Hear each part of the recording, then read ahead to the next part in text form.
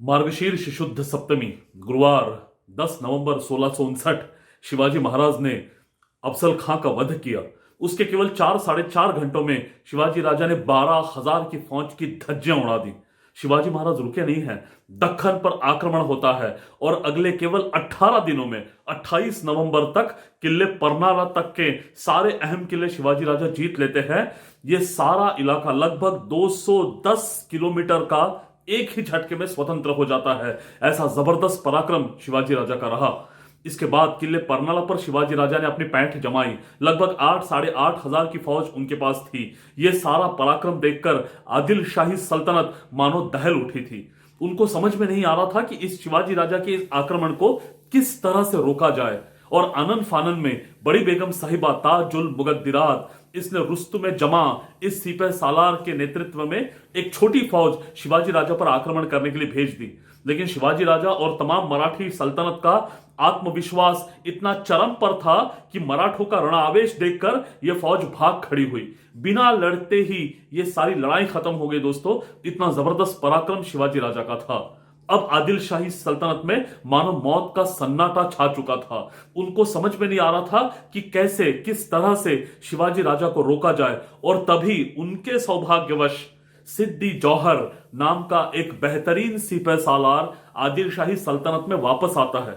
यह पहले बगावत का झंडा फहराकर आदिल शाही से थोड़ा दूर हो चुका था, लेकिन ऐसे अहम मौके पर यह वापस आने की वजह से आदिल शाही सल्तनत का आत्मविश्वास दोगुना हो जाता है। और आदिल शाह सिद्दी जौहर को भेजते हैं शिवाजी राजा पर आक्रमण करने के लिए। एक बहुत ही अत्याधुनिक संसाधनों से लैस और तमाम तरह के खजानों के साथ सिद्दी जौहर आक्रमण कर देता है। खुद सिद्दी जौहर जो था, ये एक बेहतरीन सिपह सालार था, एक जबरदस्त सरसेनापति भी था। अपने सारे लाव लश्कर के साथ सिद्दी जौहर निकल पड़ा और किले परनाला की तरफ, जहां पर शिवाजी महाराज रुके थे, सिद्दी जौहर ने आक्रमण करने की तैयारियां की। उसने किले परनाला को चारों तरफ से घेर लिया। इतना जबरदस्त ये बेढ़ा था कि अब तय हो चुका था कि यहां से परिंदा भी पर नहीं मार सकता। बाहर निकलना इम्पॉसिबल, लगभग नामुमकिन सा बन चुका था। इतना ही नहीं, बाहर से भी कोई खबर शिवाजी राजा तक किले के अंदर आना अब असंभव था। ऐसे जबरदस्त घेराव में शिवाजी राजे फंस चुके थे। बड़ी दूरदृष्टि के साथ शिवाजी राजा ने किले परनाला का चयन किया था। उनको तो खबरें मिल चुकी थी कि सिद्दी जौहर का यह आक्रमण होने वाला है। अगर वो चाहते तो स्वराज्य के किसी अहम किला जैसे रायगढ़ है, राजगढ़ है, विशालगढ़ है, यहां पहले ही जा सकते थे। लेकिन ये सारे किले स्वराज्य का कोर है। अगर यहां तक वो चले जाते तो जाहिर सी बात है सिद्दी जौहर उनका पीछा करते करते वहां तक पहुंच जाता। और हम सबको सुल्तानी सल्तनतों का इतिहास पता है, जब भी वो आक्रमण करते हैं सारी जनता, सारी खेतीबाड़ी इनको तहस नहस करते हुए, नेस्त नाबूद करते हुए ये आगे बढ़ते हैं। शिवाजी राजा नहीं चाहते थे कि मेरी वजह से मेरी सामान्य जनता को कोई तकलीफ हो। इसीलिए अभी अभी जीता हुआ और स्वराज्य की नई सरहद पर, नई बॉर्डर पर जो किला है, ऐसे परनाला पर शिवाजी राजे रुके थे। यह दर्शाता है सामान्य जनता का कितना विचार शिवाजी राजा के मन में हमेशा चलता था, ताकि अगर तकलीफ भी होती है तो स्वराज्य के कोर में न हो, इसलिए वो सरहद पर जा रुके। दूसरा, शिवाजी राजा को दो तरह की गारंटीज थी। पहली चीज थी, अगर सिद्दी जौहर आक्रमण कर भी देता है तो अभी कुछ ही महीनों में, 4-5 महीनों में जबरदस्त बारिश का मौसम शुरू होने वाला है। और अगर आपको पता है कि परनाला ये कोल्हापुर के पास है, कोल्हापुर के सारे हिस्से में बारिश इतनी जबरदस्त होती है कि वहां कोई भी ठहर नहीं पाता है। इसीलिए बारिश के दिनों में कभी जंग नहीं लड़ी जाती थी। यह विश्वास शिवाजी राजा को था कि अगर सिद्दी जौहर आक्रमण करता भी है तो बारिश के पहले उसको यहां से हटना पड़ेगा। दूसरा, स्वराज्य के कोर में जो स्वराज्य की सेनाएं हैं, नेतुजी पालकर जैसे जबरदस्त सिपह सालार है, इनमें से कोई ना कोई जरूर आक्रमण करके सिद्दी जौहर का जो ये घेराव है चारों तरफ का, इसको फोड़ देगा। और इसके बूते हम फिर आक्रमण करके यहां से बाहर निकल जाएंगे। इन दो कारणों के तहत शिवाजी राजा किले परनाला पर डटे हुए थे। सिद्दी जौहर चारों तरफ से उनको घेर लेता है, अपना तोपखाना जौहर बाहर निकालता है और तोपें आग उगलना शुरू कर देती है। लेकिन सिद्दी जौहर का एक छोटा सा प्रॉब्लम था कि उसकी तोपें जो थी वो छोटी थी, जिसके चलते किले परनाला तक पहुंचना उनके लिए नामुमकिन सा हो रहा था। और इसीलिए सिद्दी जौहर ने राजापुर के अंग्रेजों के साथ कांटेक्ट करके उनको विनती की कि आपकी लंबी तोपें आप मुझे दीजिए। और अभी कुछ दिन पहले ही अंग्रेजों ने शिवाजी राजा के साथ सुलह की थी कि आपके किसी भी दुश्मन को हम मदद नहीं करेंगे। ये सुलह अभी अभी हुई थी दोस्तों। इसको दरकिनार करते हुए अंग्रेजों ने अपनी लंबी तोपें सिद्दी जोहर की मदद के लिए भेज दी। इतना ही नहीं, खुद हेनरी रेविंगटन अपना झंडा यूनियन जैक फहराते हुए उन तोपों के साथ आया और पहली तोप ऐसी चली कि जिसने किले परनाला के तट को छुआ। ये देखते शिवाजी राजा और उनके तमाम सहकारी सब अचंभित रह गए। सब किले के तट पर आकर देखते हैं तो हैरान रह जाते हैं कि वो अंग्रेज जो अभी अभी हमसे सुलह करके गए थे, वो अपना झंडा फहराकर हम पे ही आघात कर रहे हैं। शिवाजी राजा यहां जान लेते हैं कि ये अंग्रेज ऐसा दुश्मन है जो बाहर से दिखता कुछ और है कुछ और। अंग्रेजों को पहचानने वाले जो शुरुआती कुछ चुनिंदा लोग हैं, उसमें से पहले शिवाजी राजा है कि ये खतरा है आने वाले हिंदुस्तान के लिए। ये उन्होंने वही भांप लिया था, लेकिन अब कोई ऑप्शन नहीं था। सिद्दी जोहर की ये लंबी तोपें अब किले के तट को छू रही थी, लेकिन अपने आप किले परनाला इतना मजबूत किला है दोस्तों कि उस किले की दीवारों को तोड़ना किसी तोप के लिए संभव नहीं था। हजार बार प्रयास करने के बावजूद किले परनाला का एक तट भी ढहा नहीं था और इस तरह से अंग्रेजों का भी तोपखाना यहां पर पूरी तरह से फेल हो चुका था। शिवाजी राजे इसलिए निश्चिंत थे। जो भी दाना पानी किले के अंदर था वो लगभग 4-5 महीने चलेगा, इतनी व्यवस्था शिवाजी राजा ने करके रखी थी। लेकिन इसके बाद भी अगर लड़ाई आगे बढ़ती है, तब एक बड़ा प्रॉब्लम वहां पर साबित हो सकता था। अब शिवाजी महाराज को यह पता चल गया था कि सिद्दी जोहर जल्दी यहां से निकलेगा नहीं। बारिश का मौसम भी शुरू हो चुका था, जबरदस्त बारिश चारों तरफ हो रही थी। फिर भी सिद्दी जोहर ने ऐसी व्यवस्थाएं करके रखी थी जिसके बूते वो भरी बारिश में भी वहां डटा रहा। और यह देखकर शिवाजी राजा का यह पहला जो अंदाज था वो फेल हो गया। अब जाहिर सी बात थी कि सिद्दी जोहर यहां से हटने नहीं वाला है, इसलिए अंतिम आस लगी थी कि स्वराज्य की तरफ से कोई ना कोई सेना अब आए और हमारी यहां पर मदद करे। सरसेनापति नेतोजी पालकर, जिनको प्रति शिवाजी कहा जाता था, ऐसा जिनका पराक्रम हुआ करता था, वो आदिल शाही सल्तनत में कहर बरपा रहे थे। जबरदस्त लड़ाई वहां पर शुरू थी। आदिल शाही सल्तनत के बहुत बड़े हिस्से को नेतोजी पालकर ने लगभग उजाड़ कर रख दिया था। वो नेतोजी पालकर राजगढ़ वापस आते हैं और आकर जो उनको नजारा दिखता है वो हैरान रह जाते हैं कि स्वयं जीजा माता शिवाजी राजा की माता जी कवच चढ़ाकर हाथ में हथियार लेकर मानो दुर्गा का अवतार बनकर खड़ी है। ये देखकर वो हैरान रह जाते हैं और वो हाथ जोड़कर उनके सामने खड़े हैं। और अब हमेशा प्रेम से बात करने वाली जीजा माता अब अपने मुख से अंगार उगल रही थी। वो नेतोजी पालकर से कहती है कि आप और आपके सहकारी यहां महाराष्ट्र में बैठकर शायस्ता खान से लड़ाई कीजिए, मैं जाती हूं मेरे शिवबा राजे को, मेरे शिवाजी को छुड़वाने के लिए मैं आक्रमण करती हूं सिद्दी जोहर पर। यह सुनकर नेतोजी पालकर हैरान रह गए, वो शर्मिंदा हो गए और वो विनती करते कि मां साहब हमें क्षमा कीजिए, आप ये तकल्लुफ मत उठाइए, हम आक्रमण करते हैं और हम शिवाजी राजा को वापस ले आते हैं। तब जाकर जीजा माता मानी है दोस्तों। लेकिन यहां हमें दिखता है एक माता भी वीर रस क्या होता है इसका आदर्श हमारे सामने रखती है। साक्षात दुर्गा का अवतार बनकर अपने बेटे को छुड़ाने की जहमत वो करती है। ये होता है दोस्तों, ये होता है पराक्रम। नेतोजी पालकर, सिद्दी हिलाल, ये सारे लोग अपनी सेना लेकर निकलते हैं और सिद्दी जोहर के उस बेड़े पर आक्रमण करने के लिए। लेकिन सिद्दी जोहर भी इतना होशियार है कि उसने अपने मूल जो उसका बेड़ा है उसको हाथ न लगाते हुए एक रिजर्व फोर्स बाहर रखी हुई थी, उसने उसको बाहर निकाला और उसी फौज ने नेताजी पालकर पर आक्रमण किया। नेताजी पालकर उस किले तक भी नहीं पहुंच पाए और उसकी बाहर ही धज्जियां उड़ा दी गई। उनको वापस राजगढ़ की ओर भागना पड़ा।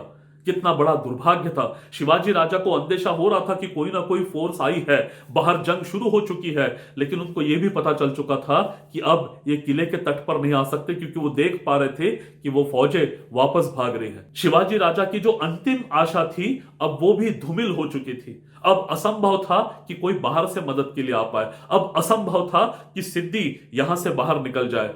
अब तय हो चुका था कि जो भी है हमें उसका सामना करना है। किले पर जो दाना पानी था वो लगभग खत्म होने की कगार पर था और 10-15 दिन भी हम आगे बढ़ पाएंगे कि नहीं बढ़ पाएंगे, इतनी बड़ी स्कैरसिटी ऑफ रिसोर्सेस वहां पर निर्माण हो चुकी थी। अब अंतिम एक ही चीज बची थी दोस्तों कि किले के नीचे उतरकर सिद्दी जोहर के बेड़े पर आक्रमण करना।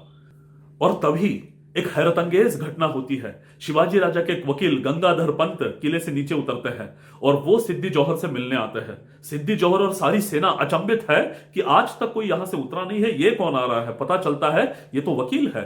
वकील सिद्दी जौहर से मुलाकात करके उनसे दरख्वास्त करता है कि शिवाजी राजा शरण आना चाहते हैं। वो सारे किले जो भी उन्होंने जीते हैं आदिल शाही सल्तनत के, आपको वापस करना चाहते हैं। वो सारा मुल्क आपको वापस देना चाहते हैं। बस आप बादशाह सलामत से हमें सरफराजी दिलवा दीजिए। सिद्दी जौहर को भी यही चाहिए था। उसने जो इतना घेराव चारों तरफ से किया था वो किस लिए किया था? वो यही चाह रहा था या तो शिवाजी जंग करने के लिए सामने आ जाए या तो वो सरेंडर हो जाए। वो खुश हो गया। उसने वकील को इजाजत दी। वकील बाहर निकलता है और जो सारे सेनानी थे जो 4 महीने से वहां डटे हुए थे कि क्या खबर आने वाली है, उत्सुकतावश वो उस वकील से पूछते हैं कि क्या हुआ, शिवाजी राजा का क्या कहना है। और वकील उनसे कहता है कि शिवाजी राजा कल सरेंडर होने वाले हैं। ये बात जो उसने वकील को नहीं बताई थी उसने सारी सेना को बता दी। और एक एक एक सहजता से एक गाफिलियत सारी सेना में फैलती है कि हो गया, लड़ाई तो खत्म हो गई, जंग तो खत्म हो गई, कल शिवाजी सरेंडर होने वाला है। सिद्दी जौहर को भी बिना पता चले सारी फौज में एक प्रकार की लेथर्जी फैल गई। दोस्तों, ये थी शिवाजी राजा की राजनीति। वकील किले पर पहुंचता है, शाम होती है, अंधेरा प्रारंभ होता है और रात्रि का पहला प्रहर शुरू होते ही स्वयं शिवाजी राजा 1000 चुनिंदा मावले जो लड़ाकू हैं, 2 पालकियां और 2 जबरदस्त सेनानी, एक फुलाजी प्रभु देशपांडे और दूसरे स्वराज्य का एक बेहतरीन नगीना हम जिसको कहेंगे, एक बेनजीर नगीना हम जिसको कहेंगे, ऐसे बाजी प्रभु देशपांडे नाम के कद्दावर सिपह सालार शिवाजी राजा के साथ बाहर निकलते हैं। एक ऐसी मुश्किल राह जहां से कोई दिन में भी उतरने का सोच नहीं सकता, ऐसी राह से ये रात के पहले प्रहर को पन्हालात से नीचे उतरने की कोशिश करते हैं। ये सारी सेना धीरे धीरे नीचे उतर कर आती है किले परनाला के बेस तक। चूंकि घेराव जो होता है वो पूरे किले के पहाड़ को होता है, तो पॉसिबल नहीं होता दोस्तों कि पूरे पहाड़ को एक लाइन में घेराव डाला जाए। इसीलिए जहां पहाड़ की चोटियां नीचे उतरती है वहां या जहां घने जंगल है वहां सैनिक रुक नहीं सकते। ऐसी एक मुश्किल राह शिवाजी राजा के गुप्तचर निकाल लाते हैं। यहां से निकलकर भागना है और घोड़े ले जा नहीं सकते क्योंकि घोड़ों की आवाजें होंगी, करके दौड़ कर जाना है। कितना दौड़ना है? केवल 65 किलोमीटर दौड़ना है। 21 घंटे 21 आवर्स दौड़ के जाना है। यह मुश्किल राह अब शुरू हो जाती है। चारों तरफ से लोग घेर कर खड़े हैं, उनके बीच में से आपको निकलना है। 2 पालकियां, 1000 लोग, स्वयं शिवाजी राजे और ये 2 कद्दावर सेनानी, ये सारे लोग वहां से राह निकालते हुए धीरे धीरे अंधेरे का फायदा लेके आगे बढ़ रहे हैं। बिजलियां कड़क रही है, तूफानी बारिश उस रात हो रही थी, जबरदस्त हवाएं चल रही थी और ऐसे मौसम में ये सब लोग घुटने तक कीचड़ फैला हुआ है, इसमें से राह बनाते हुए दौड़ना चाहते हैं। ये निकल पड़े, घेरा पार हो गया, किसी को पता ना चला। अब केवल दौड़ के जाना था दोस्तों, जंगल का ही रास्ता बचा हुआ था। ये सब दौड़ पड़े, खुशी से दौड़ पड़े कि हमको कोई देख नहीं पाया। इसी आनंद के चलते वो दौड़ पड़े किले विशालगढ़ तक। और बस अब 21 घंटे दौड़कर जाना है और अपने राजा को सुरक्षित वहां पहुंचाना है, इतना ही काम बचा था। ये दौड़ पड़े और जैसी जंगल का रास्ता ये लोग भाग रहे थे, वहां से निकल रहे थे, तभी उनको अंदेशा हुआ कि कोई उल्टी दिशा में किले की ओर भाग रहा है। जैसे ये सब रुके और उन्होंने पीछे मुड़कर देखा, इसको पता चला कि कुछ लोग हैं जो किले की ओर भाग रहे हैं। जाहिर सी बात थी, ये सिद्दी जौहर के गुप्तचर थे जिनको उसने चारों तरफ जंगल में छुपा कर रखा था। लेकिन अब उनका पीछा करने से कोई फायदा नहीं था क्योंकि कितने लोग हैं ये अंधेरे में वैसे भी पता चलना असंभव सा था। 1, 2, 5, 50 और उसमें से एक बंदा भी अगर किले तक पहुंच पाए तो वो सिद्दी जौहर को तो बताने ही वाला है, सिद्दी जौहर पीछा करने ही वाला है। इसलिए अब दूसरा कोई उपाय बचा नहीं था। अब एक ही चीज हाथ में थी कि और तेजी से किले विशालगढ़ की तरफ दौड़ पड़े। शिवाजी राजा और उनके लोग सही में विशालगढ़ की तरफ तेजी से दौड़ पड़ते हैं। खबरिया जो थे वो पहुंचते हैं किले में और उनको खबर देते हैं कि शिवाजी को भागते हुए हमने देखा है, विशालगढ़ की ओर वो भाग रहा है। सिद्दी जौहर अपने जमाई सिद्दी मसूद को भेजता है 2000 इन्फेंट्री और 1000 कैवलरी के साथ। ये लोग बड़ी तेजी से पीछा करते हुए आगे बढ़ते हैं। उनको भी बड़ी मुश्किल हो रही थी क्योंकि घुटने तक कीचड़ फैला हुआ था, जबरदस्त बारिश थी, उनके घोड़े, उनके लोग फिसल रहे थे, गिर रहे थे, फिर भी वो प्रयास कर रहे थे शिवाजी राजा को पकड़ने का। और काफी देर पीछा करने के बाद कड़कती हुई बिजली में उनको दिखाई देता है कि 400-500 लोग दौड़ रहे एक पालकी के साथ। पालकी रुकवाई जाती है, पूछा जाता है कि कौन बैठा है। जवाब आता है कि शिवाजी राजा बैठे हैं। सिद्दी मसूद खुश हो जाता है कि जो अफजल खान को नहीं मिला था वो शिवाजी राजा, मैंने जिंदा उसको गिरफ्तार कर लिया। पालकी लेकर के वो किले परनाल की ओर दौड़ पड़ता है। सारी छावनी में मानो उत्साह की लहर दौड़ पड़ती है। इतना बड़ा प्लानिंग जो शिवाजी राजा ने किया था वो पूरी तरह से फेल हो चुका था। सुरक्षितता से शिवाजी राजे इतना बड़ा घेराव तोड़कर निकल गए थे, लेकिन देखते ही देखते वो सब माटी में मिल चुका था। इतना बड़ा फेल्यूर शायद शिवाजी राजा को अपनी जिंदगी में देखना न पड़ा हो। अब मृत्यु निश्चित थी। सिद्दी जौहर के सामने खड़ा करते ही गर्दन कटने वाली थी। नजरें नीचे झुकाए शिवाजी राजा पालकी से उतरते हैं। उनको शामियाने में ले जाया जाता है। वहां सारे सरदार, अफजल खान का बेटा फाजल खान, खुद सिद्दी जौहर, ऐसे तमाम कद्दावर लोग सामने खड़े हैं। और मशालों के प्रकाश में जैसे ही शिवाजी राजा को उनके सामने खड़ा किया जाता है, फाजल खान पहचान लेता है कि ये शिवाजी है ही नहीं, ये कोई और है। क्योंकि फाजल खान ने शिवाजी राजा को प्रतापगढ़ के युद्ध में बड़े निकटता से देखा था। वो पहचान लेता है कि ये कोई और बंदा है। और अब सारा खेल सिद्दी जौहर के समझ में आता है कि ये कोई डुप्लीकेट शिवाजी था। आप ये मत समझिए कि डुप्लीकेट्स केवल सद्दाम हुसैन यूज करता है। शिवाजी राजा ने 2 बार अपने डुप्लीकेट इस तरह से यूज किए थे। बाहर निकलते समय ही जो 2 पालकियां निकली थी, उसमें से जो पालकी मेन रोड से जाने वाली थी किले विशालगढ़ तक, उसमें इस नकली शिवाजी को रखा गया था। और खुद शिवाजी राजे एक बहुत ही घने राह से किले विशालगढ़ की ओर पहले निकल चुके थे। जबरदस्त! इस तरह का प्लानिंग इतिहास में हमने कभी देखा नहीं होगा। इसको शिवाजी राजा अंजाम देते हैं। सिद्दी जौहर दहल उठता है। जाहिर सी बात थी कि जो बंदा था उसको जिंदा छोड़ना असंभव था। उस व्यक्ति का नाम था शिवा काशिद। शिवाजी राजा के लिए, अपने राजा की जान बचाने के लिए शिवा काशिद ने किले परनाला के तल में अपना बलिदान दिया। दोस्तों, यहां शिवाजी राजे काफी आगे बढ़ चुके थे। सिद्दी मसूद फिर एक बार निकलता है शिवाजी राजा का पीछा करने के लिए। काफी घंटों तक ये पीछा फिर चलता है। अब तक लगभग 11-12 घंटे बीत चुके हैं। शिवाजी राजा के लोग लगातार दौड़ते हुए आगे बढ़े हैं। अब घोड़खिंड, एक संकरा सा दर्रा, यानी 2 पहाड़ों के बीच में एक छोटी सी जो खाई होती है, इस घोड़खिंड नामक दर्रे के पास ये सारे लोग पहुंचते हैं। यहां से विशालगढ़ अभी और 4-5 घंटे दौड़कर जाना है, इतनी दूरी पर है। ये सारा अंतर शिवाजी राजा के लोगों ने काफी कम समय में काट लिया था। अब थोड़ा ही अंतर बचा हुआ था। थोड़ी सी रेस्ट करने के लिए वहां रुके थे और तभी इनको अंदेशा होता है कि घोड़ों की टापों की आवाजें सुनाई दे रही थी। पता चल चुका था कि शत्रु आ चुका है।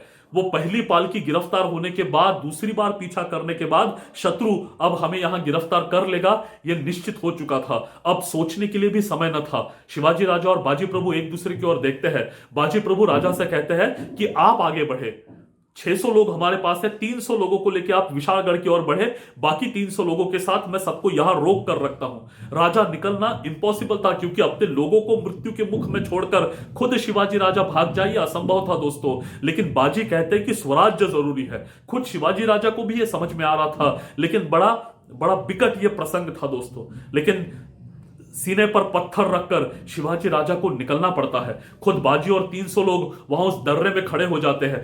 तय ये होता है कि जैसे ही शिवाजी राजा विशालगढ़ पर पहुंचेंगे, वहां तोपों की 3 आवाजें वो चलाएंगे। जैसे ही 3 तोपें चलेगी, ये सिग्नल होगा और बाजी और उनके लोग वापस विशालगढ़ की ओर भाग लेंगे। शिवाजी राजा वहां से निकलते हैं। अब बाजी और उनके लोग वहां उस दर्रे में खड़े हो जाते हैं। 2 हाथों में 2 तलवारें लेकर स्वयं बाजी सामने खड़े हैं। जैसे सिद्दी मसूद की पहली टुकड़ी अंदर प्रवेश करती है, चारों तरफ से तूफान बारिश होती है पत्थरों की। पेड़ की टहनियां तोड़कर वो टहनियां फेंकी जाती है। इस पहली बारिश से उसकी पहली टुकड़ी हैरान होकर पीछे हटती। पता चलता है कि शत्रु यहां पर छुपा हुआ है, इसलिए दूसरी टुकड़ी, तीसरी टुकड़ी, ये तमाम टुकड़ियां धीरे धीरे आगे बढ़ती है। लेकिन दरिया इतना संकरा है दोस्तों कि वहां आगे बढ़ने के लिए भी जगह नहीं है। और इसी का फायदा उठाते हुए बाजी और उनके तमाम लोग आने वाली हर टुकड़ी को काट कर रख रहे हैं। लेकिन जल्द ही आमने सामने की लड़ाई को प्रारंभ हो जाता है। एक एक बंदे को घेर कर 3-3, 4-4, 5-5 लोग खड़े हैं, और फिर भी वो एक एक मरहट्ठा ये चारों तरफ से होने वाले आघात अपनी ढाल और तलवार पर झेलते हुए उतनी ही ताकत से प्रत्याघात भी कर रहा है। स्वयं बाजी प्रभु देशपांडे 2 हाथों में 2 मजबूत तलवारें चढ़ाए सबसे सामने खड़े हैं, और वो टूट पड़े हैं शत्रु पर। चारों तरफ घूमते हुए बाजी की तलवार अपना लोहा मनवा रही है। ये देखकर सारी सेना हैरान है।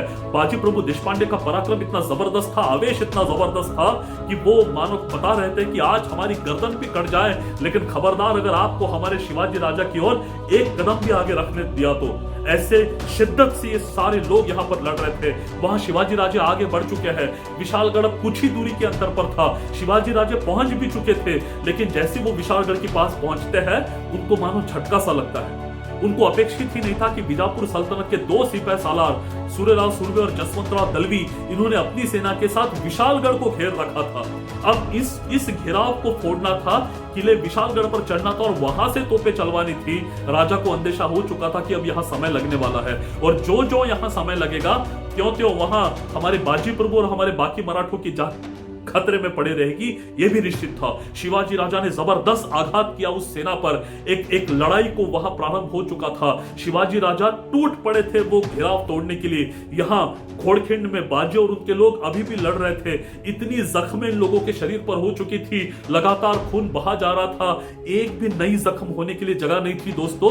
इतनी जख्मों से सारा शरीर पहले ही भर चुका था। फिर भी ये हार मानने के लिए तैयार नहीं थे, क्योंकि अभी तोपों की आवाजें आई नहीं थी। अंदेशा ऐसा था कि 3.5-4 घंटों में तोपें चलेगी, और इसलिए सब जान की बाजी लगाकर वहां लड़ रहे थे। शिवाजी राजा की भी जंग वहां जोरों पर थी, और शिवाजी राजा एक चीज तो समझ चुके थे कि अब यहां ज्यादा समय हमें रुकना अब हमारी फौज के लिए खतरनाक होगा। उनको यह भी अंदेशा था कि विशालगढ़ से भी कोई फौज नीचे उतरेगी, और दोनों तरफ से अब जब आक्रमण करेंगे तो इनकी फौज आराम से हम फोड़ पाएंगे। और वही हुआ। नीचे लड़ाई शुरू होता हुआ देखते ही विशालगढ़ से एक फौज उतरती है, और जबरदस्त लड़ाई के अंजाम देते हुए शिवाजी राजा उस फौज को धज्जियां उड़ाते हुए किले की ओर बढ़ पड़ते हैं। लेकिन अब तक काफी समय हो चुका है दोस्तों। 3-3.5 घंटों में शिवाजी राजा ने पहुंच जाना चाहिए था। 7-7.5 घंटे अब बीत चुके थे, क्योंकि नई लड़ाई आरंभ हो चुकी थी। वहां बाजी प्रभु और उनके लोगों को इसका कोई अंदेशा न था कि शिवाजी राजा कहां फंस चुके हैं, और इसीलिए वो अपनी जान दांव पर लगाकर वहां लड़ रहे थे। प्राणों की चिंता तो किसी को नहीं थी दोस्तों। प्राण तो पहले स्वराज्य पर न्यौछावर कर दिए थे। चिंता केवल एक ही थी कि अगर शिवाजी राजा को कुछ हो जाए तो हम अपना मुख जिजामाता को कैसे दिखाएंगे। वचन दिया था शिवाजी राजा को कि आप विशालगढ़ तक पहुंचते समय यहां से हम किसी को आगे बढ़ने नहीं देंगे जब तक तोपों की आवाजें नहीं आती है। उस वचन का क्या होगा। और हम तो उस संस्कृति में पैदा हुए हैं जहां रघुकुल रीति सदा चली आई, प्राण जाए पर वचन न जाए। उस वचन का क्या होगा, इसकी चिंता ज्यादा थी। इसलिए सब लोग वहां इतनी जख्में होने के बावजूद लड़ रहे थे। शारीरिक शक्ति तो कब की खत्म हो चुकी थी, अब केवल मन लड़ रहा था। कल रात से ये लोग निकले हैं, 21 घंटे बीत चुके हैं दोस्तों। इनके पेट में अन्न का एक दाना तक नहीं है। ये केवल शक्ति, उनकी मानसिक शक्ति थी जो उनको लेकर आगे बढ़ रही थी। लेकिन अब शत्रु जोरों पर था। शत्रु को भी पता चल चुका था कि शिवाजी इस रास्ते से आगे बढ़ा है, तो उनकी हजारों की सेना घोड़खिंड को चारों तरफ से थपेड़े दे रही थी। अब असंभव सा था कि इस फौज को हम रोक पाए। अब असंभव था कि यहां से हम आगे लड़ पाए। अब पता चल चुका था कि अब आगे बढ़ना इम्पॉसिबल है। और तभी धड़ किले विशालगढ़ से तोपों की आवाजें आना शुरू होता है। शिवाजी राजे विशालगढ़ पर पहुंच चुके थे। बाजी प्रभु का काम हो चुका था। थके मांदे ये सब लोग जमीन पर यहां वहां गिरे हुए थे। उसमें से कई लोग तो पहले काट दिए गए थे। अंदेशा ऐसा है दोस्तों कि उन 300 लोगों में से कोई भी जिंदा न बच पाया। स्वयं बाजी प्रभु को भी मार डाला गया। एक ऐसा कद्दावर व्यक्ति जिसने स्वराज्य को बचाने के लिए अपनी जान वहां दांव पर लगा दी। बाजी प्रभु और उन तमाम 300 नौजवान लोगों का खून उस खिंड में, उस दर्रे में बहा था। इसलिए उस घोड़ खिंड को पावन खिंड कहा गया। ये मराठी सल्तनत की अपने आप में एक बहुत बड़ी जंग थी दोस्तों, जहां पर सामान्य से किसानों के बच्चों ने यह जबरदस्त पराक्रम करके अपने राजा की जान और स्वराज्य की जान बचाई थी। अगर ये एपिसोड आपको अच्छा लगा हो तो उसको जरूर लाइक करें और अपने तमाम दोस्तों के साथ उसको शेयर करें, ये विनती करते हुए नमस्कार, धन्यवाद।